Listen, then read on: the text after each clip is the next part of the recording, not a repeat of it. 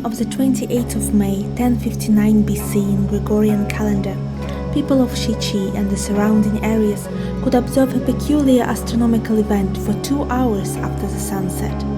The 5 visible planets, Mercury, Venus, Mars, Jupiter and Saturn, converged together. In fact, this conjunction would have been visible for 14 days in total, but it was on this day that the planets came together the closest and looked the brightest. Ancient Chinese were very interested in the night sky and recorded meticulous observations of it. For example, centuries later, in 2nd century BC, the Chinese astronomers were the first in the world to record the Galilean comet. They have also used the observations for astrology and divination purposes. Naturally, such a notable event could not have gone unnoticed. In the eyes of ancient Chinese, it must have predicted or marked something significant. The events of the following years, which is the topic of today's video, were indeed very significant. The later chronicles recorded that the conjunction of the planets highlighted the end of the Shang Dynasty and the passing of the mandate of heaven to Zhou, which would rule over China with varying degrees of authority for the next 700 years. Whether it had anything to do with the conjunction is another question, which we will leave to your judgment. In this video, we would like to talk about the establishment of Zhou Dynasty, its cultural and social aspects, and the beginning of the concept of the mandate of heaven, which have been playing a huge role in Chinese political thought. The Zhou civilization originated in the western parts of the Yellow River, which is currently known as Shanxi province. Led by Ji Chang, later known as Zhou Wenbang, the Zhou people defeated the Shang in 1059 BC and founded their own dynasty. Despite their differences, the Zhou and the Shang shared several cultural practices, such as engaging in comparable religious ceremonies, using bronze vessels for rituals, and conducting divination. In its initial phase, referred to as the Western Zhou, the Zhou dynasty followed the Shang centralized imperial rule. However, because of their extensive territory, which was larger than that of the Shang, the early Zhou kings established a feudal system, in which various regions were governed by appointed relatives and nobles. To legitimize and solidify their claim to reign over the Middle Plains and their overthrow of the Shang, early Zhou kings and their courtiers introduced an elaborate narrative justifying the Zhou overtake.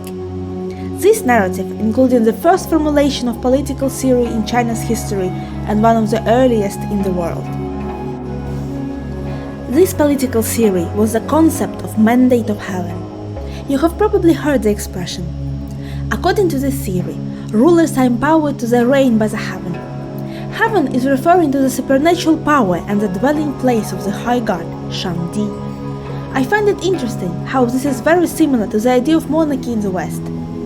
There are many manifestations of it, but just quite recently, during the proclamation of King Charles III of England and St. James's Palace, Garter King of Arms, accompanied by the Earl Marshal, read the proclamation speech containing the line which goes like this: "Beseeching God, by whom kings and queens do reign, to bless His Majesty with long and happy years to reign over us." Truly, modern and ancient people on opposite sides of the world have much more in common than we tend to think.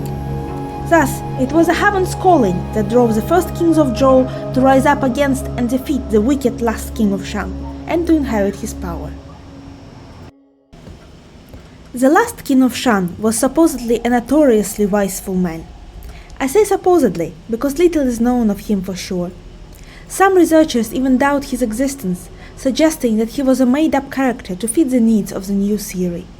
If he did exist, his name was Di Xin, and his title was Zhou, written with a different character than the Zhou dynasty. He became an epitome of impious, violent, lustful, cruel, gluttonous, and generally bad ruler, whose unwise and sinful behavior brings the demise of his own dynasty. There is even a proverb, helping King Zhou to conduct his bad affairs, meaning helping someone unworthy in his immoral activities.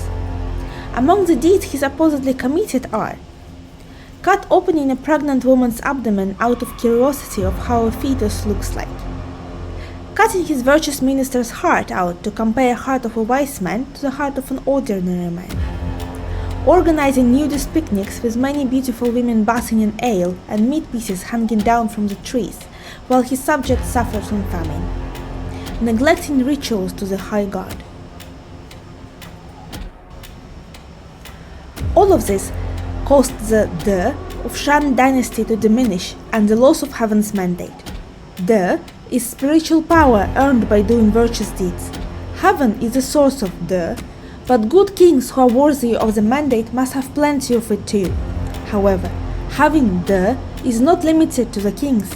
Inscriptions on Zhou bronze vessels describe how a man should grasp De in his open heart. There is a famous speech from the time which explains the concept of the mandate of heaven.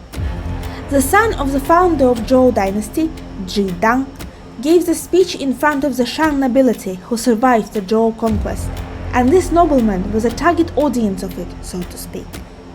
The speech is recorded in the Book of Documents and is called the Many Nobles speech.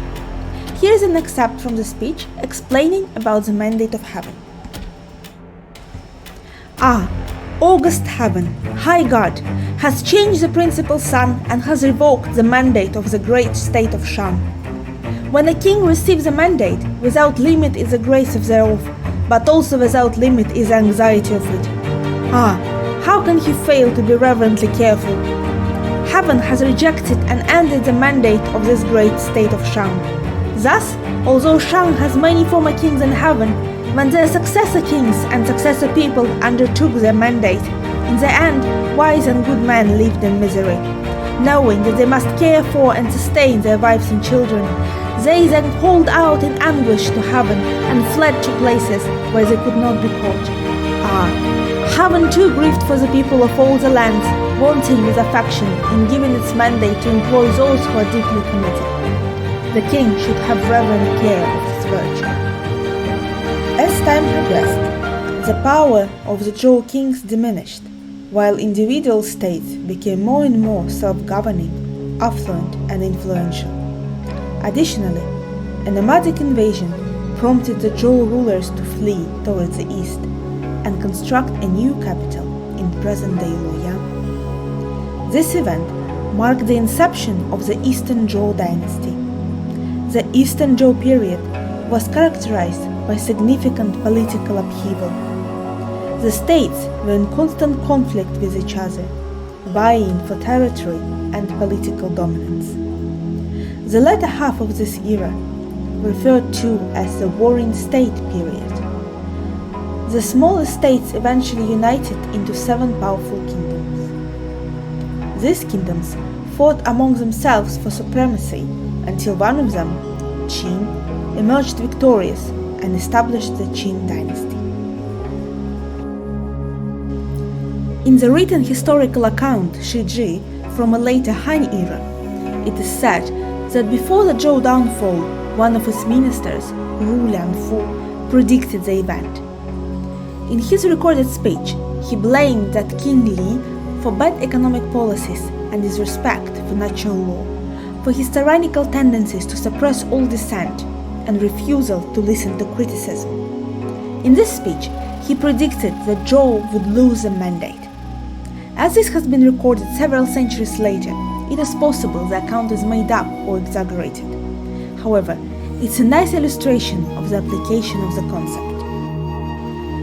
The Zhou dynasty also saw significant advances in technology and arts. Bronze metallurgy reached a high level of sophistication, producing intricate vessels and weapons. Calligraphy, music, and dance also flourished during the Zhou dynasty, with many of these traditions continuing to influence Chinese culture to this day. Bronze vessels are one of the most iconic cultural achievements of the Zhou dynasty. These vessels were made using a combination of copper and tin, which were melted together to create a strong and durable metal. Bronze vessels serve as a variety of functions, from holding food and drink to being used as ritual objects in religious ceremonies. A lot of information about the period survived to this day thanks to the inscription on these bronze vessels. They are very important primary sources for modern historians. The use of bronze vessels was closely tied to the social structure of the Zhou dynasty. These vessels were owned primarily by the nobility and were often used in ceremonies and rituals to reinforce social hierarchies and power structures. Bronze vessels were also used as a form of diplomacy and exchange of gifts between different regions and kingdoms, with this exchange serving as a sign of friendship and goodwill. One of the most famous types of Zhou bronze vessels is the Zhou, a large, bulbous vessel with a narrow neck and a flared rim. The Zhou was used to hold wine and was often decorated with elaborate designs and patterns.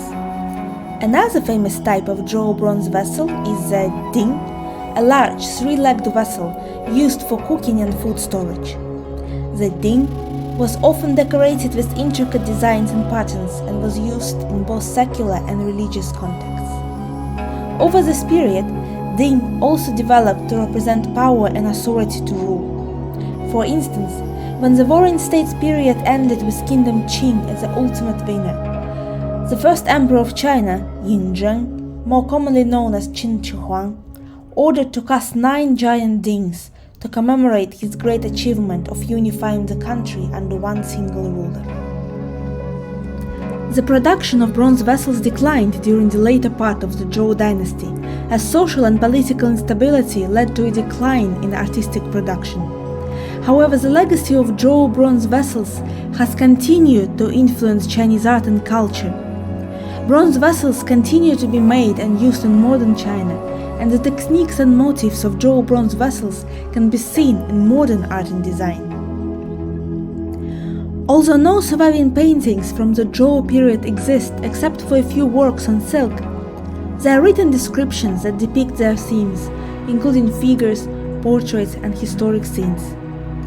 The production of lacquerware, including gold and silver inlay, was refined, while bronze work continued the Shan dynasty's legacy.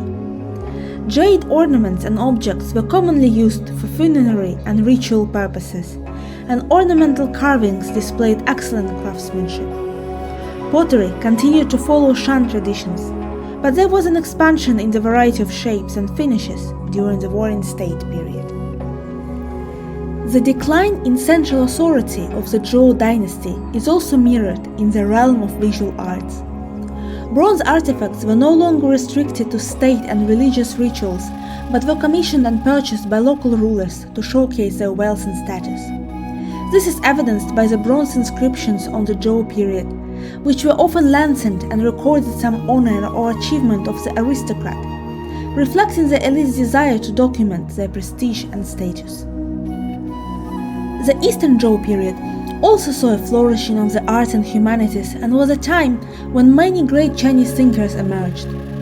A wide range of new ideas and philosophies appeared, including Confucianism, which focused on social and family structure, Taoism, which emphasized following the patterns of nature, and legalism, which promoted systematic rewards and punishment. These competing schools of thought aimed to address the crucial question of how to establish a stable and harmonious society. Their teachings continue to influence Chinese beliefs and customs in later eras, and many of them remain in use today. Women in the Zhou feudalistic system faced both opportunities and challenges. Most of what we know about the lives of women during the Zhou dynasty comes from the accounts of aristocratic and royal women. There is very little data available about the lives of commoner women. Bronze inscriptions and the classic poetry, Shi Jing, the anthology created in the period, are both important primary sources. Burial sites also provide insight into the lives of women during this period. Spouses were often buried together, for example, reflecting the strength of the marital bond. Women and men interacted more freely during the Zhou dynasty than during some later eras. In rural communities, women had more freedom and control over their lives than in the aristocratic and royal circles. Marriage among peasants lacked political consequences, and young people often had a say in choosing their spouse. Large annual festivals provided an opportunity for boys and girls from different villages to meet and interact with each other. In aristocratic households, the ritual code increasingly restricted women's actions, but at the same time, filial piety made the mother a force to be reckoned with at home. Early Zhou queens wielded considerable power. This is evidenced in their presiding over award and gift-giving ceremonies, very important parts of the Zhou social order. They have been performing royal duties on behalf of their husbands when the latter were away on royal progressions or military exhibitions. As aristocratic women were active and essential participants in creating alliances between different families through marriage, they also acted as diplomats and negotiators when problems between those families arose. Goods made by women like silk and cloth were a symbol of wealth alongside with goods obtained by men such as pelts and furs, and both sometimes acted as currency for trade between regions. The production of silk was presided over by noble ladies. At the same time, only around 7% of the surviving bronze ritual vessels dedicated to an individual forebear were cast for a woman, with the rest devoted to male ancestors. The era also saw two very important advances occurring: spread of writing and literacy, and the development of professional government bureaucracy. The Zhou dynasty witnessed significant changes in China, including the introduction of iron, ox-drawn plows, crossbows, and horseback riding. Large-scale irrigation and water control projects were initiated, significantly increasing crop yield in the North China Plain. Improvements in communication were made by constructing new roads and canals. The period saw an increase in trade, growth of towns, development of coinage, the adoption of chopsticks, and the evolution of Chinese writing system from its rudimentary beginnings in the Shan period.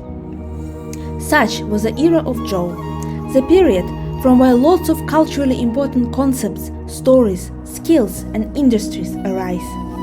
We can hear the echo of the long bygone days of 3 millennia ago when we eat with chopsticks even today.